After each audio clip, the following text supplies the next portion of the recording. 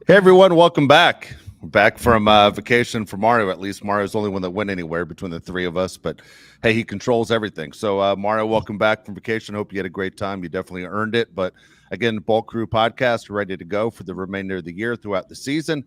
And again, we're going to ask you to subscribe, give us the like button, everything else that, of course, we ask for on a regular basis. But again, talking Charger football, a little bit of NFL football all over the place as we look for different things to touch on.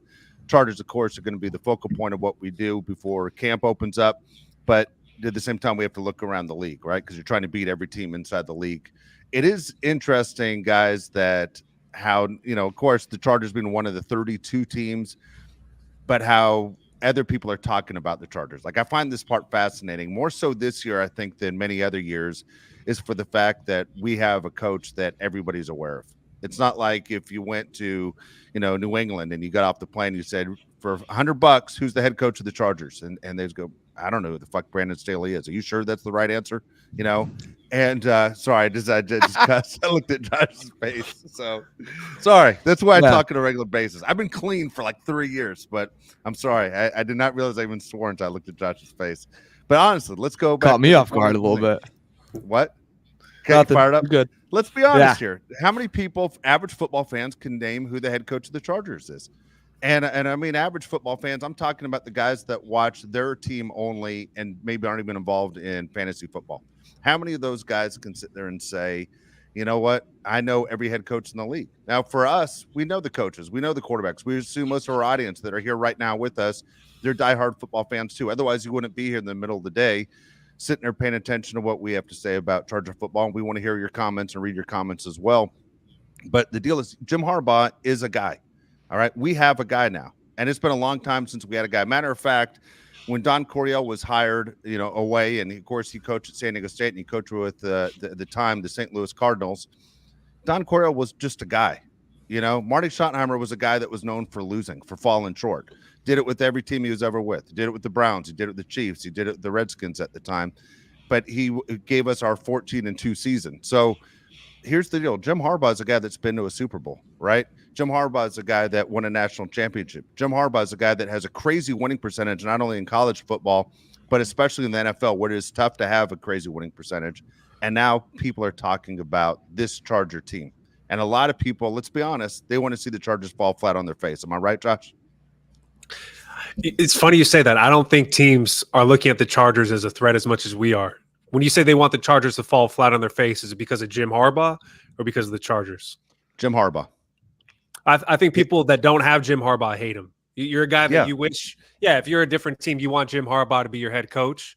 So you hate him if he's not. I totally understand that. I hated Jim Harbaugh up until the time he was hired for the Chargers. He coached Michigan. I hate Michigan. Yeah, I don't like the 49ers. I don't like Stanford. I don't like any of the teams he's coached for. But when he becomes the Chargers head coach, I'm his biggest fan. So you can call me whatever you want to call me. But if he's not your coach, then you for sure hate him because he's a weird guy and he's different. But that's why we love him at the same time. He's like the most likable but also hateable guy in the NFL, right? Like his little, always in the khakis. You're like, all right, well, that's pretty freaking stupid. But then if you have him, you're like, no, that's pretty funny. Like it's just like on which side of the fence you're on. Like that could be something really annoying, something really funny. I think everything Harbaugh does is just pretty hilarious. The Midwest kid, so hashtag stand up. Always been a fan of him in the Michigan days. Like always kind of liked him. One of my favorite lines is when he finally beat Ohio State. And he took a shot at Ryan Day, said just right away. Like, how about we celebrate the win and not take a shot? When he almost fought Jim Schwartz, wasn't it? With the handshake. Yeah. It was too aggressive against the Lions. Pete Carroll at USC. Yeah. And it was just so the random beefs he has, I can't wait for. It's gonna happen one week in the NFL. We're gonna get some type of big win. And whoever it's going to be, it's going to be some random coach that he gets a beef with, and he's not going to understand why. That's what I'm looking for the most. He's going to be a press conference going, I don't get it. I don't get why. It's dude, I think everything he does is calculated. And I'm with Josh on this. If Jim Harbaugh was not the coach of the Chargers, I'd be rooting against him to this day. Oh, you want to leave college football, tough guy? The NFL is a whole different story. It's not the same league it was when he left. I'd be rooting for him to fail. The fact that he's part of the Chargers, I absolutely love it. I love the fact we have a guy. Also, I love the fact that he does pick random fights, Mario. Going after Jim Schwartz in Detroit was bizarre. Like, and going after Pete Carroll, who basically ran college football at that point, and Pete Carroll, with the mic, what is your problem? The one thing you'll never see Jim Harbaugh do is commercials for low T. That guy does not have low T, never will, right? I mean, that guy is testosterone all the way, like you wouldn't believe. And I freaking love it. I love everything about it, where his attitude is, hey, if you aren't one of us, you are my enemy. And he looks for stuff. I think that when he gets out of bed, when he takes the field, practice, he wants his players to have that too. I admire that. I hate to say it. I used to be a nut like that. Like, I used to look for, hey, if you weren't family and you weren't my friend, I'm going to find a reason to beat you. Like, I was super competitive to the point where I hated almost everybody that would dare to challenge, whether it was another radio show, whether it was someone on the field. I mean, I coached Josh for years. He'll tell you I was a psycho. I would do stuff to little league kids to get in their head. I'd coach third base, Mario, and sit there and look face at my batter, but I'm talking to the pitcher, and I'd go, hey, man, the pressure's on him. It's not on you. Talking to the batter, but 100% I'm getting in that guy's head. If that was it, everything was a mind game. Oh, of course you would have. Guess what? I right over here on this wall, there are 120 something championship plaques. That's the way it goes. Anything to win, right? Anything within the rules to win, and Jim Harbaugh is going to do that. I love the fact he's part of the Chargers. I can't say it enough. Look, I'll be the first to tell you, Mario, Josh would say the same thing. If they turn their mics off, they would tell you privately, we don't have a lot of faith in this roster, right? But we're sitting there telling you we have faith in this roster, and the reason is because Jim Harbaugh is running this roster. This is not a dream roster with a different coach. If this is Brandon Staley's team, I'd go, oh my gosh, we picked 5th last year. We're going to pick 3rd next year. But because Jim Harbaugh's here and this is who he handpicked as guys that think like him and play like him, dude, I have faith in this team. It's a whole different story when Jim Harbaugh's your guy. I have faith he knows what he's doing. I love the players on the team. We always talk about how these are going to be football guys. The Chargers in the past, we think have had guys that were just there for a paycheck. We think a lot of the guys on the roster now are football guys. I'm looking forward to the beefs. Like Mario said, I love stupid beefs. Like Jim Harbaugh, I'm going to tell you right now, the guy that he's going to have a beef with, you can already mark it on your calendars. I don't have the schedule in front of me. Whenever they play the Broncos first, Sean Payton and Jim Harbaugh are going to get into it. You already know they're going to get into it. They're both crazy dude. I think Sean Payton's actually insane. I think Jim Harbaugh is just partly insane. When they get into it, I cannot wait. Don't you think Jim's calculating insane? Jim Harbaugh's a little bit weird. Let's not act like he's not, right? I mean, any guy that coaches with football cleats, he does the tires drill with all the Chargers players in the offseason. That's a little bit weird, but I'm all for it. I don't think he shouldn't do it. If he wants to be part of the team by doing the tire drill, go do the tire drill. I don't care. Go do the tire drill. Whatever you want to do to feel like you're part of the team, go do it. Whatever he does works too. Who am I to say that Jim Harbaugh should do something other than he's doing? You can drink 800 cups of coffee like you already do. Whatever works for you, go for it. But I love beefs, Mario, whether it's the players, whether it's the coaches. If you can get any type of edge by motivating yourself, remember Michael Jordan, he'd make up stuff in his head that never even happened just to motivate himself. I love that. If you can call a beef right now between him and anybody, is it Sean Payton or is it anybody else, Mario? I think almost it has to be Sean Payton just because Payton was him, if you will, before Harbaugh. Rewinds 2 years ago, it was Sean Payton to the Chargers once Staley's fired. That was the storyline. That was the thing everyone was kind of expecting and talked about behind the scenes. Then obviously it didn't fall through. And then Harbaugh comes in and takes the job. And then there's kind of that storyline there. And let's be honest, Payton kind of fumbled the bag and not taking the Charger job. Now he has to do with Bo Nix. And good luck, buddy. Bo's 40 years old entering the NFL. He's going to be good for 2 years. And then before that, you had Russell Wilson, who just sucked Mr. Unlimited my ass. So, I mean, he had those first two things. The only other coach I could kind of see maybe getting after it with him is maybe the Raiders rivalry hits a whole new level with him and Antonio Pierce, just because and Pierce is another fiery guy. And let's say it's a close game, and now we have the Davante Adams crap that we're gonna get into later. But it's gonna be a fiery game with a lot of passion. Who's to say that shaking hands in the end won't get a little hot? And by the way, that's incredible. Rivalry is great for sports. That'd be one of the best things to happen for the Chargers and the Raiders because that's gonna make them both rival, Dave. Dude, I love it all the way through, right? I mean, here's the deal. If the Chargers somehow beat Kansas City in the first matchup, Jim Harbaugh is going to say something to Andy Reid. We all know that Andy Reid's like going in the Hall of Fame, right, as a head coach. That Andy Reid is right now considered the top of the line as far as head coaches. He does not care. Jim Harbaugh proved that with Pete Carroll. He doesn't care. He doesn't care what your resume is. I will say this, man, when you look at the different guys, Andy Reid has the Super Bowl ring, multiple ones. Sean Payton does have one. At the same time, Antonio Pierce, I think, is fake. I think is all smoke and mirrors. I think it was all motivation. I think it was phony. I think in a year from now, Antonio Pierce won't be the head coach of the Raiders. But there's only so long you can pull that garbage off. And I think Antonio Pierce is not what the Raider fans hope he is.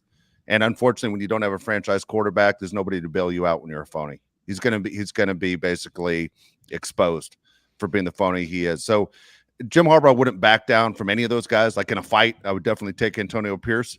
But at the same time, he's not backing down from any of those guys, any of those handshakes, any of the trash talk. And it is who he is. And he knows he has to face those guys twice. So when you go to what you say, the matchups that these guys have inside the division, Josh has said it a bunch of times on this show. I want to see us have a winning record in our division. I want to see us beat the teams we need to beat. And that means obviously you want to sweep the Broncos, you want to sweep the Raiders, and hopefully you split with the Chiefs. And you go, okay, that is major progress in year one under Jim Harbaugh. You talk about the Raider rivalry, okay? Look, the Raiders haven't done anything in 20 years. I'm older than both you guys. So I will say this. When you're the team in the division that everyone says that's the team you hate the most, your fan base, you are that team, right? So if you ask the Chiefs, if you can name the one team you want to sweep in your division every year, Chiefs fans will tell you it's the Raiders. Bronco fans will tell you it's the Raiders. Charger fans would tell you it's the Raiders. It used to be a big deal. Raider Week. Marty Schottenheimer used to talk about it all the time. It wasn't phony. The Raiders were known for being a dirty team. Also, they were the team that won championships at the time. So when you talk about the Raiders and the hatred towards each other, I still think there's a rivalry here, guys, in my opinion. They had the game a few years ago. The team that won got to go to the playoffs. They had the game last year where the Chargers completely were embarrassed by the Raiders. And then it started up again this week. And this is going towards where Josh and Mario were hitting around with Davante Adams. Like, I love this stuff that it is back between the Raiders and Chargers kind of going at it again. You want to I'm on the side that the Raiders and Chargers rivalry never left. It's not at the point of when the Chargers hated the Raiders in the LT Martin Schottenheimer days, like you said, but it's always been there. The problem is the Chargers have been, for the most part, not relevant the last few years, and so have the Raiders. So it's died down. Obviously, the Chiefs have taken over. But as a true Charger fan, you have to hate the Raiders with everything you have, right? And then the Davante Adams stuff today, talking about how he's pissed off because of the schedule release. They put a box of Pop-Tarts that were garbage flavored, and then they had Davante Adams' picture next to it. I'm really curious to hear your guys' thoughts on this, because I know you're on two different sides of where you stand on this beef between Chargers social media and Davante Adams. Like Davante Adams said in the video, I have no beef with the players. They had nothing to do with the post. I have beef with the person that put it out there, which was funny to me because he doesn't know who actually put it out there, but he's upset because he was disrespected. So I'll kick it to you, Mario. Where do you stand on the Davante Adams versus Chargers social media beef? Dude, it's a bit. It's a good joke, like made by the Chargers social team. It's a rivalry. Like, grow up, dude. Grow up. Like, you dominated us last time you played. Like, congrats, like you did. Like, it's a good bit to have. And the fact that you go on a show and like you're like, oh, keep my name out of your mouth, dude, shut up. You're a professional athlete, and it's a social media account probably created. The graphics probably done by some social media intern who posted it and thought it was like pretty funny and it was clean, and everyone else was like, all right, that's pretty good. Also, Chargers are known to have a pretty innovative social team. Like, they come up with funny and like cool stuff that people really, really like. There was no harm, no foul. It wasn't like a personal attack or anything. And the guy in the video, like with Kay Adams, kind of was. Oh, dude, it was not that personal. And wasn't there a garbage can with Davante Adams? Okay. Personal. All right. I mean, but you aren't calling him garbage. Like, there was point to his team that's garbage. But still, like, dude, you're Davante Adams, one of the best receivers in the NFL. Like, why care? Like, he was like, oh, I was going to respond to it on social media, but I decided not to. I mean, if he would have done it in a fun way, like, that would have been funny. But, like, to go on to Kay Adams and kind of, like, cry about it a little bit, dude, shut up. Like, come on, man. Like, don't cry about it. Like, don't try to act all serious. Like, life's not serious, dude. It's a freaking meme. Pipe down. I love it. I'd say I love it all the way around. I like that the Chargers poked the bear. I'm sure Jim Harbaugh didn't mind it either. At the same time, you know who has to answer for that? It has to be the Chargers defensive backs. They're the ones that have to sit there and make sure that they can back it up. Like as Davante Adams says, basically he's not going into the office of the person that put the meme up. He's going to make the people pay on national TV because they're wearing the Charger uniform. That's his goal. Let's look at what Davante Adams is. At the time when the Raiders acquired him, he was the best receiver in the NFL. He just happened to go to a franchise that, number one, that was his favorite team as a kid. So he's like, oh, this is going to be great. Well, you have no quarterback. You have no offensive line. You have no threats anywhere else. They couldn't figure a way to get you the ball. His experience with the Raiders has been a disaster. When people talk about the best wide receivers in the league, his name doesn't even come up in conversation anymore. But if you put him on a team that basically knows how to get him the ball, he would still be one of the better wide receivers, I believe, in the league. So basically everything Davante Adams was doing on a way to, make it into the Pro Football Hall of Fame has come to a complete standstill. He's just a guy right now. And when I say a guy, I'd say he's in the top 10. He's number 8, 9. He's not talked about as Justin Jefferson or Jamar Chase. He's not one of those guys anymore.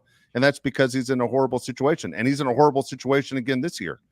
So for the Raiders to go, hey, let's not forget about Davante. Hold on a second. We got to get some wins. Like, we can't sit there and go, Davante has to sit there and gain some respect and design everything towards him. The Raiders have to look at it as that scoreboard's what matters more than Davante's final stats. The Chargers, in a way, kind of winning this thing because Davante is going to be in that huddle demanding the ball. Give me the ball. I got to prove these people wrong. I got to back myself up. These guys don't think I'm the player I used to be. Give me the ball. It basically throws a wrench into everything the Raiders are trying to do, which is a balanced offense and attacking the Chargers. Now the Chargers are going, okay, we know number 17 is going to get the ball more than even normal or try to force it. There might be a chance for some turnovers in there. It's a good situation, I think, for the Chargers. At the same time, if I'm Davante Adams, I'm doing the same thing. You're calling me out for not being the player I was. And what does Josh tell you all the time? Nobody has a bigger ego in the locker room than a wide receiver in the NFL or a cornerback in the NFL. And Davante Adams, who honestly in his mind thinks he's still number one, is going, wait, these guys don't think I'm number one. And this team wasn't even a very good team. And they're calling me out. When am I? Now you got to question yourself a little bit. What am I and what does the world think of me? Going back to what you said about Davante Adams being the number one wide receiver in the NFL, and now he's in, the top 10 somewhere. I have no sympathy towards him. He hitched himself to Derek Carr. Like, what do you do? Like, how do you think this was going to shake out? Oh, you're not tearing up the whole world because you're not in the Mountain West anymore? Of course it's not going to work out. Derek Carr is not a good quarterback. I have no sympathy towards Davante Adams whatsoever. I do think he's the second biggest offensive threat in the division behind Travis Kelce. I really think he is still at this point, even with a quarterback like Gardner Minshew. Let's see if he can even give him the ball. I don't think this changes the game plan whatsoever. I think Davante Adams is still going to demand 15 targets a game every game. If you look who else is on that offense, you have a rookie in Brock Bowers. The new running back is Zamir White. Jacoby Myers is across the field as the other receiver. If you're Asante Samuel Jr., this has to be you every single game, right? You're the only guy on the team who's a bona fide starting cornerback. You're going to go against these guys like Davante Adams, who's going to get 15 targets a game. So I don't think that really changes anything. I do like the fact that it does make this rivalry a little bit better. It's week 1 of the season, so it's already a really hyped game. But the fact that you can add this to it, he's already pissed off. I see both your points, Mario. I understand, like, you're going to whine about it on this girl's show, but you're also going to be pissed off because they called you out directly. I don't really understand it from the Chargers social media team. Like, go make fun of somebody else. He kind of does own the Chargers, even when they do lose. He does own, like, he does go off. Like, even when they lose, he has great games. So, but whatever. It's a joke. Who cares? I'm just looking forward to the game, Mario. I can't wait for week 1. I'm disappointed it's July 9th, man. I wish it was September 9th. It's definitely a great build-up. Like, it's great that he's doing great PR for it.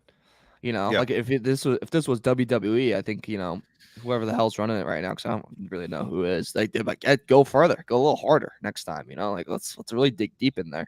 And also, who's to say that this could be his only game against the Chargers? Like, who's to say the Raiders don't move him? At the deadline. Like, what? He's like the king of the trade rumor treadmill, if you will, in the NFL right now. Like, he's the guy that could be gone to, the rumor to Jets, the rumor to anywhere, Bills, whoever. Who's to say he's even ready for the full season? So we'll see what happens. Rivalry's back. Get that rivalry cooking up even higher. I'm sure Max Crosby's going to come out and say something at some point. Who do you think the Charger would be to come back and talk a little smack if we had to place money on it? Josh, you go ahead and answer that one. Which Charger would come back and talk trash? Do we have Chargers? No, there's nobody on the Chargers roster right now that's a trash talker. From Joey Bosa doesn't talk. Khalil Mack doesn't talk. Irwin doesn't talk. I'm trying to think, man. There's no like loudmouth guys on the roster. There really isn't. I don't know. No, Justin Herbert. But your head coach. Harbaugh would make a comment. Yeah, that's what I'm saying. Yeah, it's Harbaugh. Yeah, which is absolutely fine. Asante Samuel Jr. is like, who did this? Why would somebody poke the bear? I'm the guy who has to answer for this. Who did this? He's probably drinking a strawberry daiquiri and then just sprinted to a field. I was like, dude, I gotta get to work. I do believe, by the way, I do think Davante Adams stays a Raider, Mario, just for the reason the Raiders are expected to have a terrible season and draft a quarterback early. I think, if you're going to bring a young, so-called franchise quarterback in, you got to give him some kind of weapon.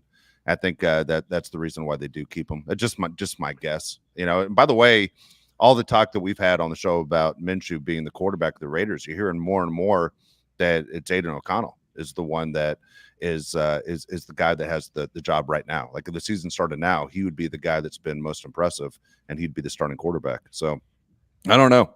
I don't know what the Raiders have right now. Speaking of this, is they did a list of every team's MVP. Okay, so inside the division, I'm just going to throw it at you. Who did they say is the best player that's an MVP on the Chargers that's not a quarterback? Who's the best player on the team? It has to be Khalil Mack, especially after the year he had last year. It has to be Khalil Mack. The answer is Khalil Mack. It is. Would you have said the same thing, Mario? Yeah.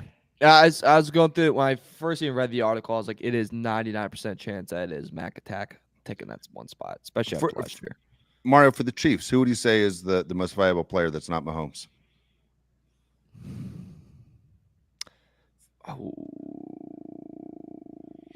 The playoff wise has me thinking. Joe, I would have said, and see you later, Dave. I would have said off the bat that Kelsey, but with I really do think that with their recent draft, that their passing attack has really, really improved. So since it's really, really improved, I would honestly say it's got to be Chris Jones. I think he's kind of that third anchor, if you will, to get that spot. So for me, it'd be Chris Jones. Surprisingly, Chris Jones. Yeah, Chris Jones is listed number one. Do you agree with that, Dave? I would have said Kelsey. I would have said Kelsey off the top of my head because I just think their offense goes. But Chris Jones on defense is that big of a difference maker. I mean, looking back at it, it seems ridiculous that Chris Jones and the Chiefs were fighting last year. He's not important. We'll be fine without him. And they're like, we got to sign this guy. Kind of interesting. Dumb. I feel like the Chiefs are really trying to push the line. How far can we go with not paying guys? No, Chris Jones is a Hall of Famer. You should pay him. Yeah. No, I agree with that one. For the Raiders, non-quarterback, who's the MVP? I would say Max Crosby or Davante Adams, but I'd probably say Max Crosby because he's just the life of that team. He's the most vocal guy. He's going to be there the longest. He's younger than Davante Adams. I would say Max Crosby. I'd also go Crosby. I would have gone Crosby too. According to this, I think it was CBS is where I pulled this one from. It's Davante Adams is who they say. And finally, Denver Broncos, best player on the team. There's only one player on the team that's worth anything. Yes. It's Patrick Surtain, the second. Yeah, exactly. No, you're absolutely right, and that is the right answer. So that leads me into this. Okay, Pro Football Focus ranked all 32 NFL rosters. Okay, and so it's interesting because there are different rosters on this team that you'll hear me say or hear Josh say that are that have nothing. That have absolutely nothing on their roster, and so. For me, I always point to the Patriots. I think are a terrible roster. Josh always says the Titans are a terrible roster. Mario, just off the top of your head, which team do you think has the worst roster in the NFL? Panthers. Panthers. Okay, so here we go. None of those teams are number 32, by the way. Okay, so according to Pro Football Focus, Josh's Titans are the 25th worst roster in the league. All right, for the Patriots, they're the 29th worst roster in the league, and the Panthers are the 30th. Worst roster in the league. Okay. And one of the teams in the AFC West is number 32. Do you know what team that is? Broncos. Denver Broncos. According to Pro Football Focus, worst roster in the NFL. Which doesn't hurt me at all, which I'm kind of excited about. All right. Before I get to the Chargers, what do you guys think is the best roster in the NFL? That's a great Niners. question. What do you say, Mario? Niners, without a doubt. Niners is number one. Niners Yeah. number one. Chiefs are number two. Eagles Disagree. 3. I disagree with that Disagree too. with what part? 100%. The Chiefs. Which part? Okay. Just because Patrick Mahomes is all world doesn't mean that he makes up for the entire team. If you're going to talk about full roster, like pound for pound, I don't think the Chiefs have the second best roster. I think they have 3 Hall of Famers on their team that cover a lot of the deficiencies they have. Exactly. I think the best balanced roster is the Eagles. I would say number 2 behind the 49ers. Would you guys I agree with that. You agree I with think that, the Mario? Eagles have a great roster. Yeah. Mario, what do you think? Yeah. I'd say Eagles or Ravens. Okay, that's funny because Mario was taking shots at the Ravens. Ravens are number 5. Yeah. Ravens are number 5. The team that I would have moved up from number 6 up a little bit is the Detroit Lions. The Lions are number 6. I would have the Lions a little bit higher. I think the Lions are pretty balanced too. They're good. I think defense is their only question, right? Their offense is stacked. Yeah. Secondary, they got dinged a little bit. I thought Texans. I'm looking at like Texans could be up a little bit higher. Texans Like are number 7. Yeah, just for people who aren't aware, they're number 7. Give the top 5. Can you give the top 5? Okay, here we go. Yeah. 49ers 1, Chiefs 2, Eagles 3, Jets are 4, Ravens 5, Lions 6. I'll give you the 10. Texans 7, Bengals 8, Cowboys are 9, and the Bills are 10. Shocking, the Bills are still that high. Cowboys, Bills, and Jets are way too high. Way too high. I agree. The Cowboys' love across the board is like nauseating. They're like not that good. They're not. I'm with you on the Cowboys. It just doesn't make any sense. Also, the Dak was seeing a boot today, and he was making people all think they're too crazy for overreacting to it. Buddy, we're in July. We're gonna overreact to everything right now. It's pretty dead.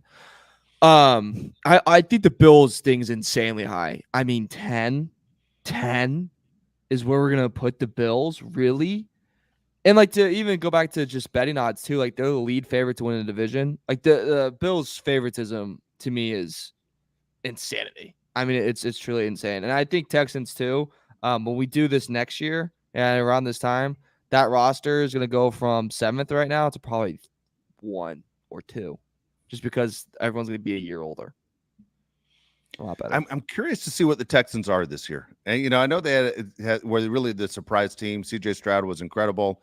Head coach did an incredible job. But I'm kind of curious to know, when you're basically known as a playoff team, you're going to get a team's best effort against you, right? When you look at a schedule, I mean, we aren't the ones going through a 17-game season as the players are. But we know as fans, there are times where it looks like the team wasn't the same as they always are, right? It was like their best effort. And so when you say, like, I'll give you a quick example. When the Chargers played the Chiefs, they aren't going to look the same effort-wise as when they play the Panthers, even though they should. And as a fan, you want them to. You could just tell. But when you're facing on your schedule the last few years and before last year and going, we got the Texans. This is a gimme game. Like, we just do what we need to do, execute, don't turn the ball over. We're going to walk out at that game and we're going to be the number 1 team on the scoreboard. The Texans aren't going to sneak up on anybody. Like, everybody knows the Texans have weapons. They got a big-time quarterback, and they know how to win. I'm kind of curious to know what the Texans are. Did they take a step back or did they take a step forward? What do you think, Mario? That's your division right there. You used to live in Indy. But it's your division now. I don't think. First off, okay, good point. Yeah, I don't. Dave's that like far back. Yeah, Dave's like your Titans. I'm like my Titans. I don't even like the Titans. I can't stand the Titans actually. But do I think they take a step forward or back? Like Mario said, that roster is really good. They're all young. Stephon Diggs. Stephon Diggs is one of those guys. Like, he's great, but I don't know how much he actually helps the team when he's bitching all the time. But I do think the Texans probably are good just because that division is such a question mark. Like, is Trevor Lawrence, like, what can he do? Is Anthony Richardson going to be healthy? Is Will Levis going to be the starting quarterback? Like, the whole division's not very good. So I think the Texans are like de facto going to be great this year. But who knows? I think CJ Stroud is a little bit overrated right now. I think he's really good, but people are talking about CJ Stroud being like the 3rd best quarterback in the NFL. I don't agree with that at all. I'm more on the train that we see Will Anderson get like defensive player of the year couple nominations like this year. I think like that's if you look at a way or unique way, I guess, look at that team. I think he's a guy that's really going to step up and kind of like have a not coming out party, if you will, but like the biggest jump in talent on that roster. I think it's going to be Will Anderson. I agree with you what you said. I think they're going to run away with the division. I think Jags have a really down year. I think that team's going to fall the hell apart. I mean, it's going to be a torpedo in the water. And then Titans I don't think they have anything yet. I think they have a really good coach, but I don't think Levis is it. And I think AR for the Colts is going to be hurt by week 5. And their schedule to start, by the way, is pretty not terrible. I mean, you're at Indianapolis. So that could be a pretty good win. That's not a hard place to play.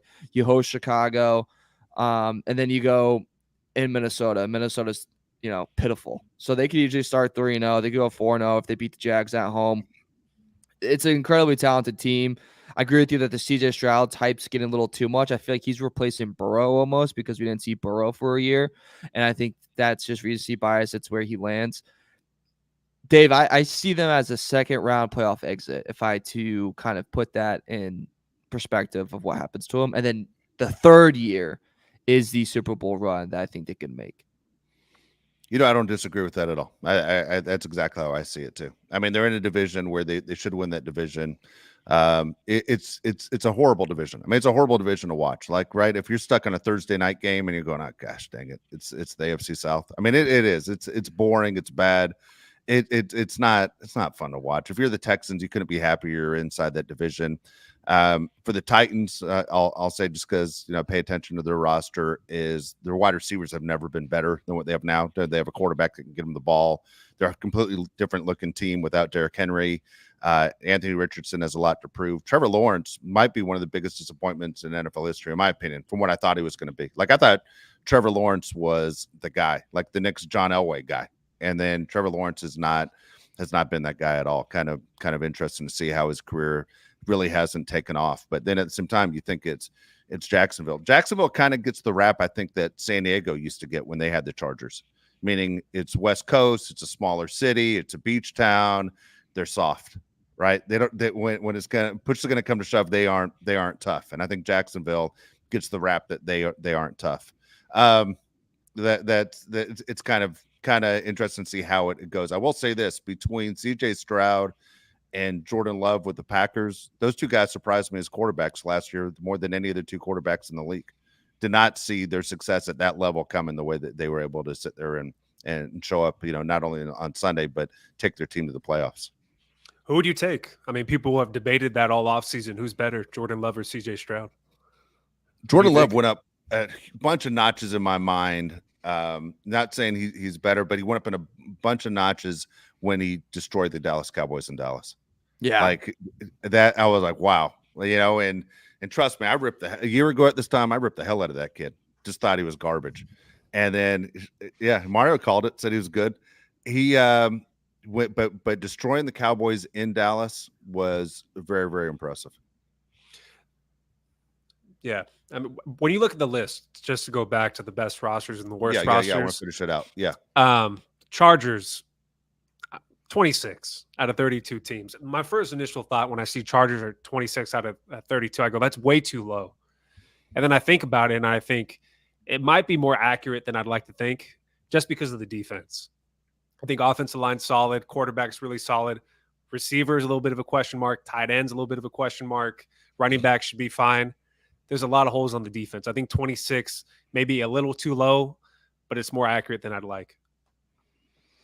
See, I think it's all got to do with the weapons.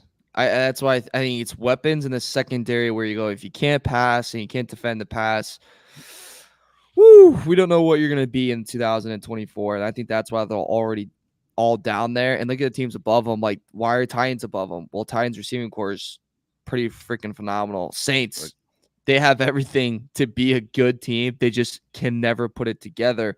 You look at the Raiders, well, that D-line's pretty solid. They had Davante Adams, who we've gone over, a lot.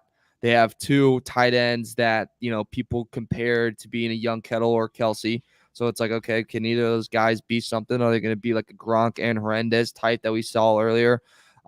Colts offense is slowly coming together. There's some studs on defense, but nothing really that special. Vikings have the best offensive player in the NFL, and you can go so on.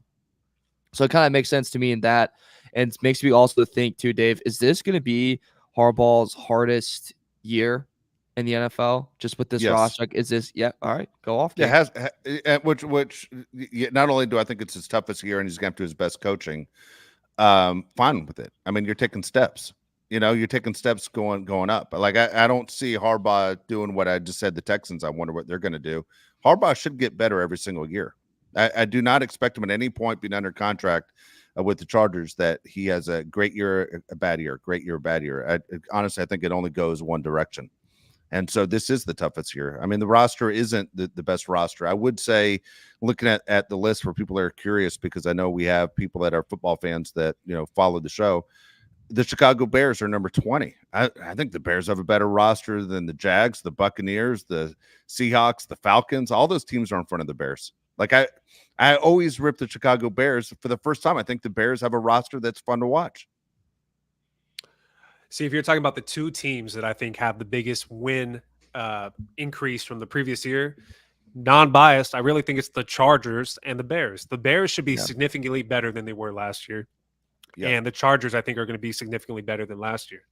I don't know why people are writing off the Bears like they're not a threat in that division, because I think they absolutely are. I think the Lions took a little bit of a step down. Vikings are obviously the fourth best team in that division now.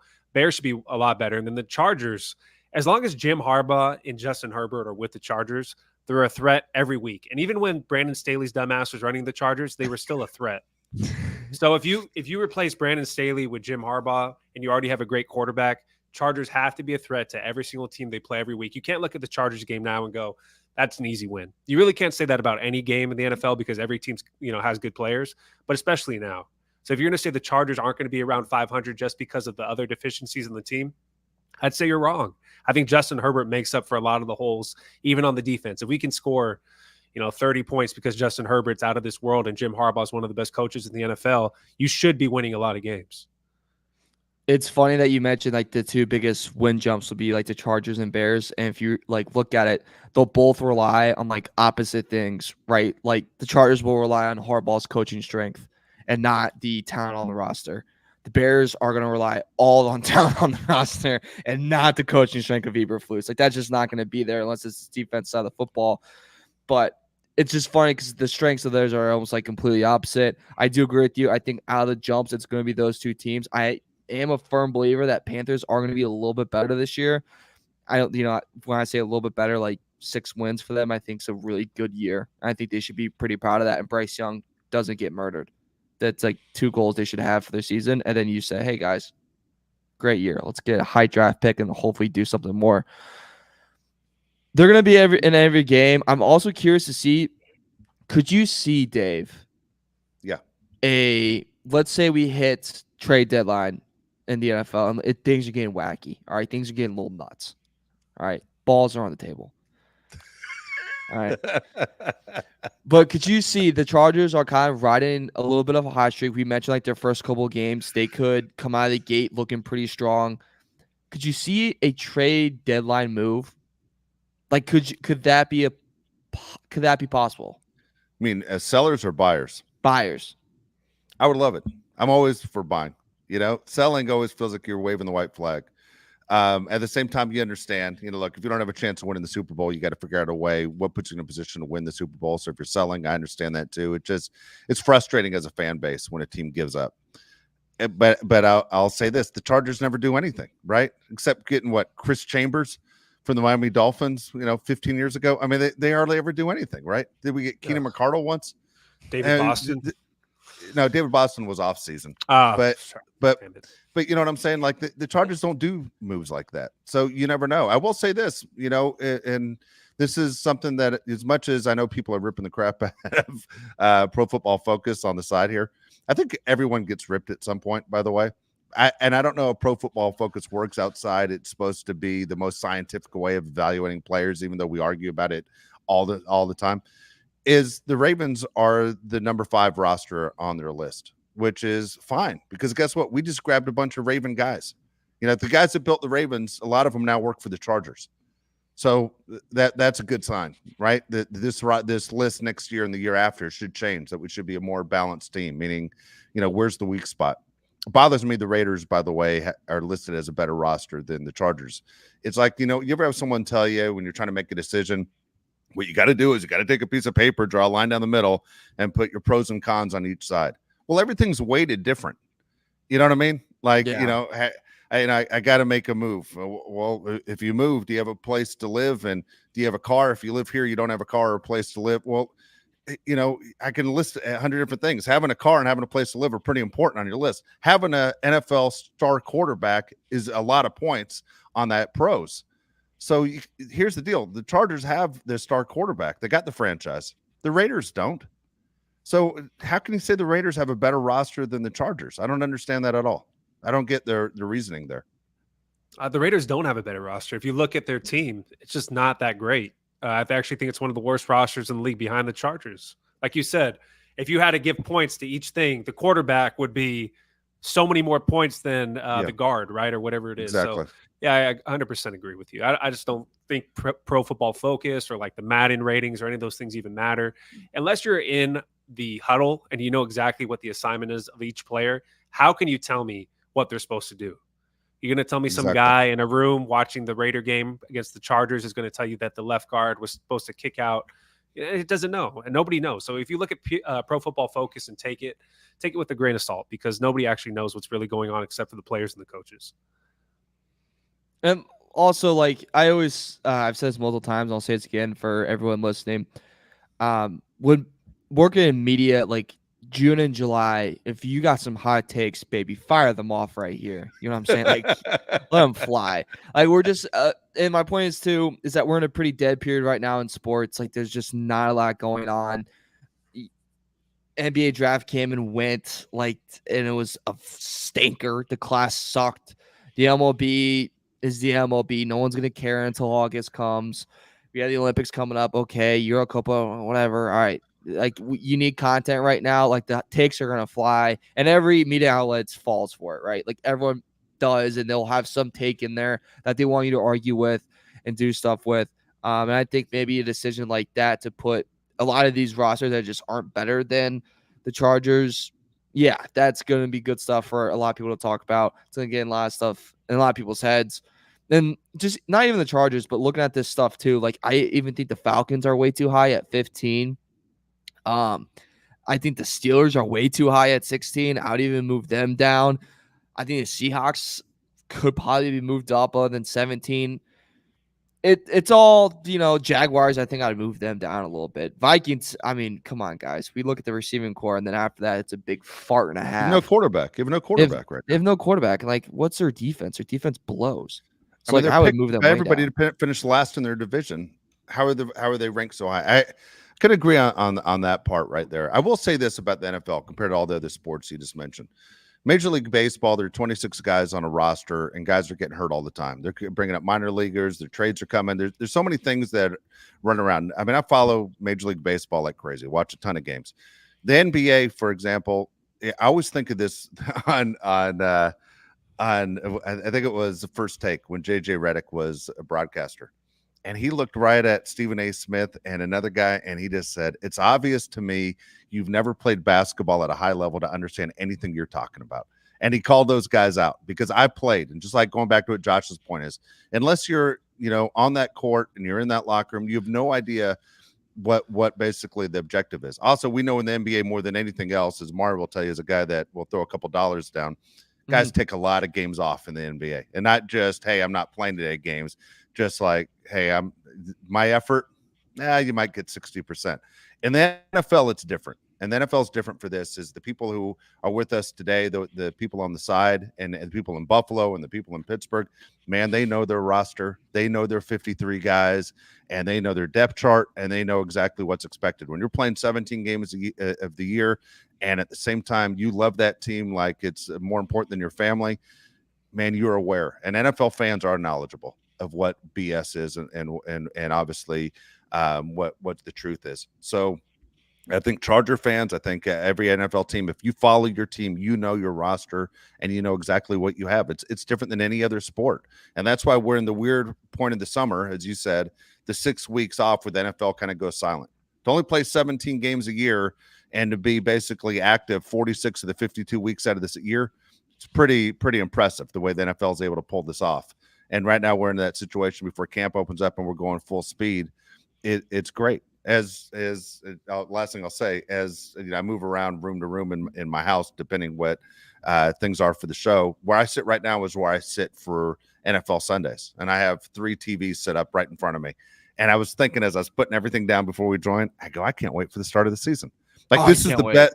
This is the best seat in the fall is where I'm sitting right now for me because it never stops.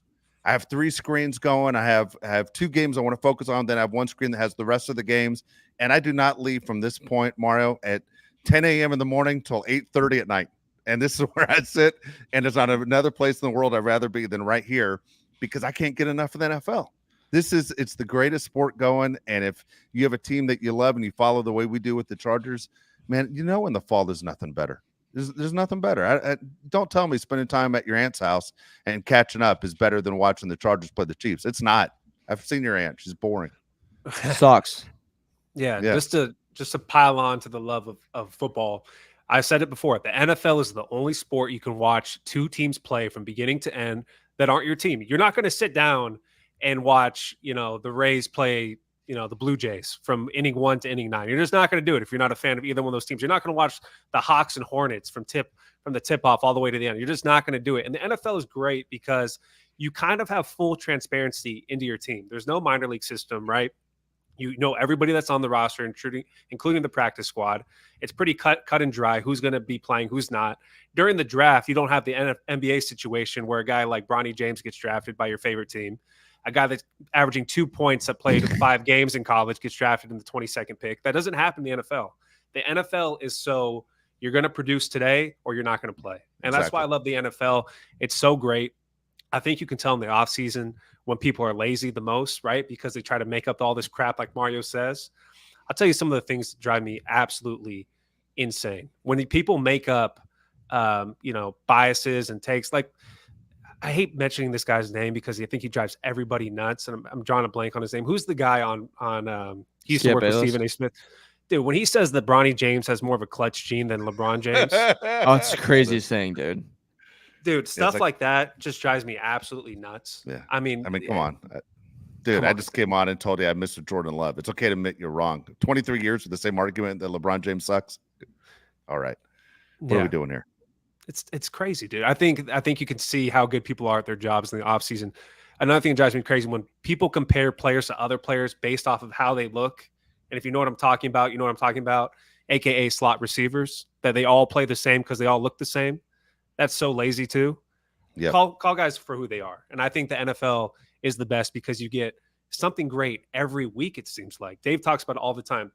The NFL is so calculated between when they do the draft, when they do the combine, when every little thing happens, OTAs, they know when to fit in their events between things like the baseball season and the NBA season, where you have to literally talk about it 365 days a year. The NFL is king for a reason. Dude, they stole Christmas. They stole Christmas. They were the Grinch. They stole Christmas. I think they're playing on Tuesday this year. Like, how the hell do you work that into your schedule? They're playing on Christmas Day again. It's genius. Guys, that's so genius. I think maybe next show we have to do the worst draft comparisons. Because we have to do that at some point. Because there's always, remember that there's a point in time where if you were a 7-footer and you didn't talk that much, but you're really smooth around the rim, Tim Duncan. You were Tim Duncan no matter what, dude. You got so many comparisons. It's like this guy's one of the most winningest players of all time. We gotta do that at one point because there's so many where I was like, is it really gonna? I don't know if we want to do that.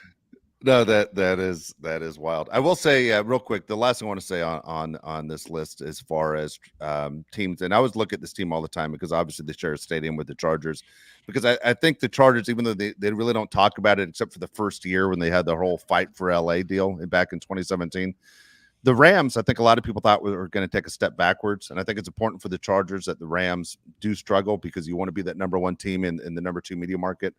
It's like the Jets and Giants. There's a fight between the fan base. It really isn't a fight between the fan base in LA, between the Rams and the Chargers. I don't think either one of them really talks about the other one, but I know between the owners, it's a big deal. Like, for Dean, you guys both ran to LA.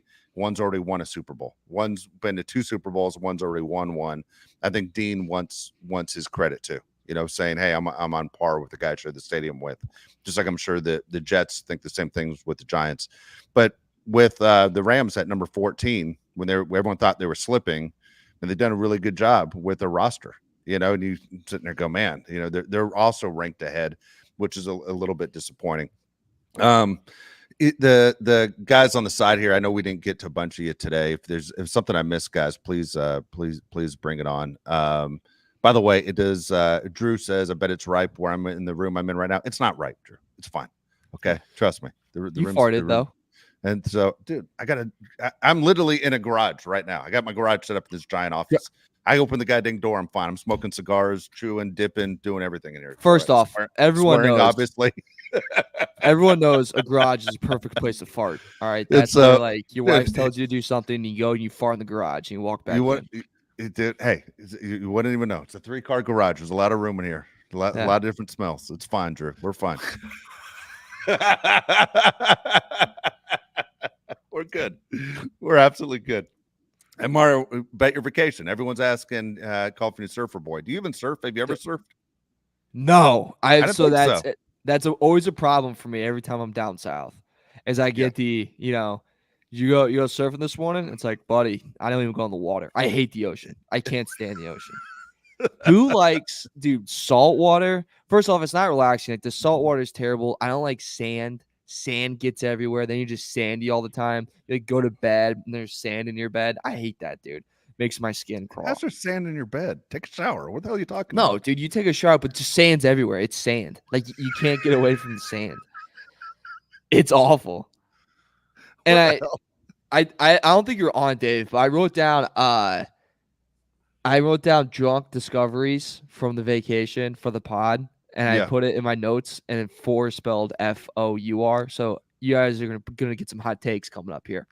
So take some notes. Here's how every text message went from Mario while he was on vacation. You ask him a question.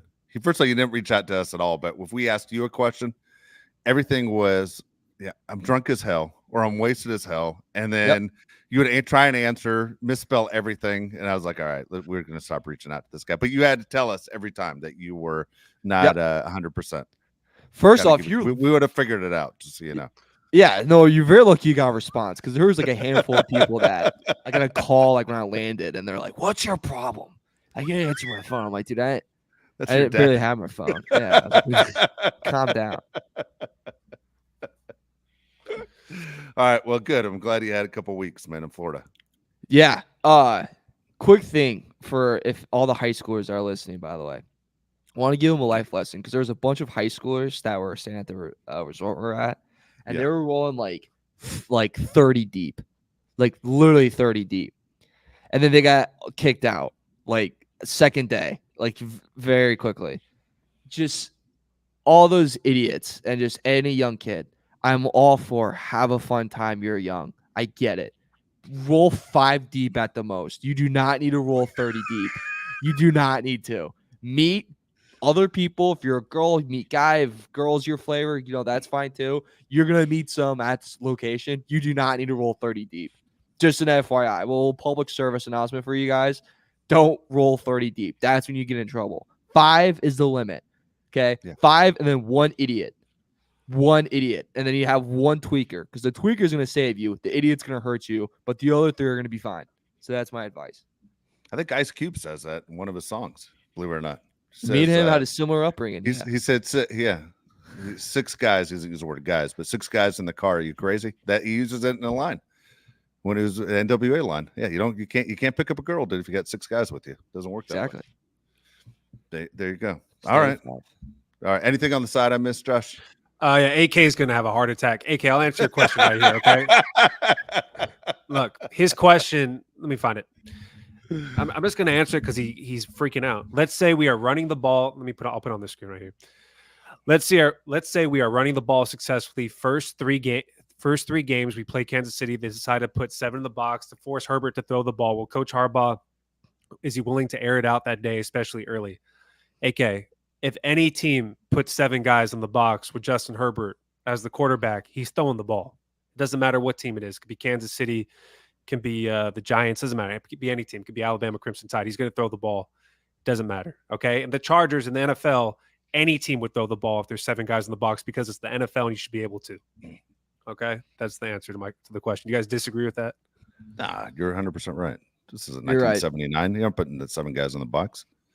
Yeah. And Eric Valencia, you were late today. What was your problem? Why? What did they say? What's their problem? Eric said, damn, I'm late. I was like, what's your problem? How are you late? Go on. Told him we were coming back. It's all right. Eric, okay, let's go. Let's be prompt on Thursday. I put this one up for Dave. You see that? Can you read? Oh, that's funny as hell. All right, here's a good question. I'm God dang. Okay, here's I'm not a huge drinker. Josh knows I'm not a big drinker. I do like Jack and Coke. Been drinking more vodka because Josh has me drinking more vodka. Seems like everybody's drinking vodka now. But here's the one where Mario's just gonna go, God dang, I'm embarrassed to be your friend. Okay. Is if I go to a restaurant and they're serving a Bloody Mary, I will take a Bloody Mary anytime, 24/7. I love the spicy Bloody Marys. I know it sounds ridiculous. The waitress or waiter always looks at me like I'm insane. Like, we can make it for you, but I'm like, nah, if you guys don't make it, and then if they brag about how good they are, I'm in. But I can drop a bunch of Bloody Marys. There's nothing wrong with the Bloody Mary. Do you think there's something wrong with that, Mario? Yeah, if you order like a strawberry daiquiri, then there'd be an issue. But like Bloody Mary's fine. I did go to a restaurant recently, ordered a strawberry daiquiri, and I got called up. Every guy there, yeah, every guy's like, "What the hell?" That's crazy to order at a restaurant. That's crazy to order at a restaurant. Here's the deal. Here's what happened. I showed up to this event. All the girls were drinking the strawberry daiquiris, and this girl said, "Hey, do you want a strawberry daiquiri?" Had one in her hand. She was like handing it to me. Oh, no. And I didn't pay for it. So, if you don't pay for it, it's fine. I didn't. 100% didn't pay for it. That literally like, do you want the strawberry daiquiri? Of course, is as big as the goddamn Stanley Cup, and I drank it.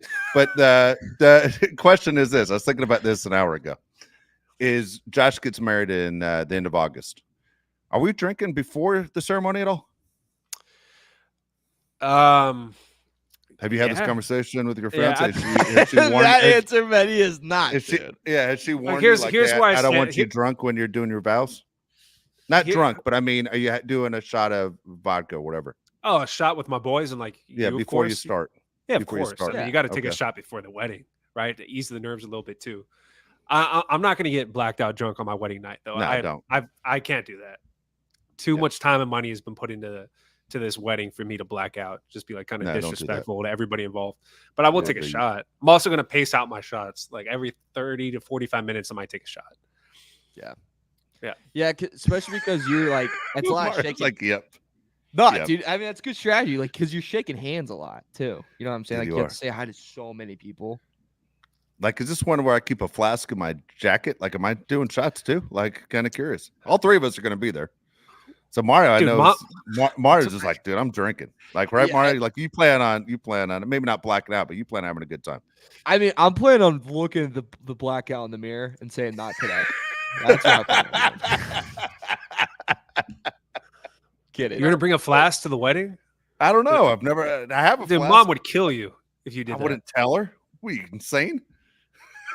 You don't even own a flask. I do. Yeah, I have a Dodger flask right underneath the TV in the office over there. You do. That's true. Yeah, I have an extra flask to bring you if you need one. Yeah, that's all right. I got my. You paid for the alcohol. Why do you bring a flask? You're the one that paid for all the alcohol. Because I know your mom's gonna sit there and say, "Hey, let's cool it." That's what's gonna happen. Oh man. Anyway, so something to talk about that show. Also, we got to figure this out. Mario is when after he gets married, I guess you and I will be doing shows for a little bit by ourselves if he's not around. Why would I not be around? Are you going on the honeymoon? Are you doing the honeymoon or not? Honeymoon? I delay the honeymoon until 2025. Okay. For Charger season. Come on. Jim Harbaugh's first year. I put the Chargers before my relationship any day of the week. Yeah.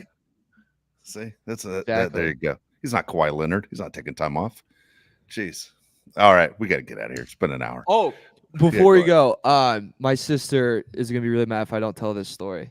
All right, go ahead. Because it happened on vacation. She goes, "You have to tell this story." So, and this does not make me look good, but you guys gotta make me feel better about it. So, I have a good joke that plays every time when I have someone with me that has a newborn kid. Everyone's like, "Oh, they're so cute." I always play the joke.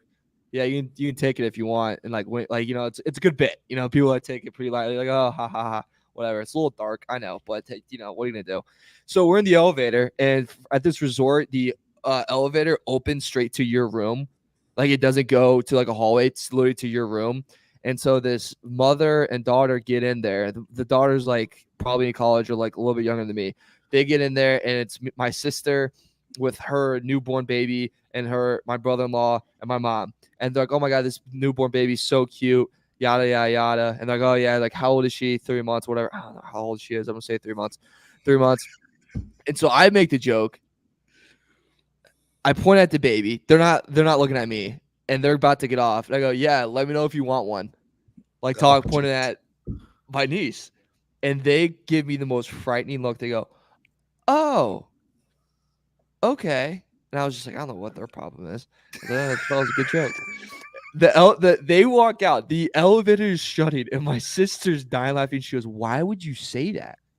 And I go, she goes, "They took it as, do you want to make a kid?" And I was like, that's why I took it. That's how I took it too. Yep, my delivery wasn't there, and I literally screamed out like I was like, God, I am. Fast forward like the next day, I see them. Yeah, Kevin Spacey. What's wrong with you? I know. I see them. I'm a little intoxicated. Had a couple daiquiris by the pool, and I see them and I go, "Hey, by the way, when I said that thing yesterday, I didn't mean that. I meant like take the baby." I was like, you know what? I'm just sorry. I literally said take the baby. I'm sorry, actually. I'm okay. It's my fault. I like that before he told the story, he asked us to have his back. No. Yeah, no. They just looked at me. Like they were just like, okay. Yeah. I was like, all right, well, have a good vacation. Oh my gosh. That's funny. There you go. Yeah. True story. Yeah, I believe it. I believe it 100%. No one called you a liar. That's it. Yeah. That's it. Don't do it at my wedding. Don't freak anybody out at my wedding. No, yeah. I won't forget. I'll don't freak anybody. If I start freaking people out, I'm just gonna go stand in the corner. Just, It'll be a good time, man. Yeah, it'll be a good time. All right, we'll be back on Thursday again, talking more Charger football with you again. Training camp opens in a couple weeks, and we get things going. It starts getting really exciting as far as what's going on. But we have more NFL news for you, and of course, different topics heading into the season. Appreciate everybody joining us in the middle of the afternoon live. Again, if you're watching this and we've already done the show, please go ahead, subscribe, give us a thumbs up button. And if you leave your comments, again, we respond to all the comments on YouTube as well. So I appreciate your time. And again, thank you. We'll be back at 1 o'clock Pacific time on Thursday. Bulk Crew Podcast for Mario Heron, Josh Palais. I'm Dave Palais. We'll see you next time.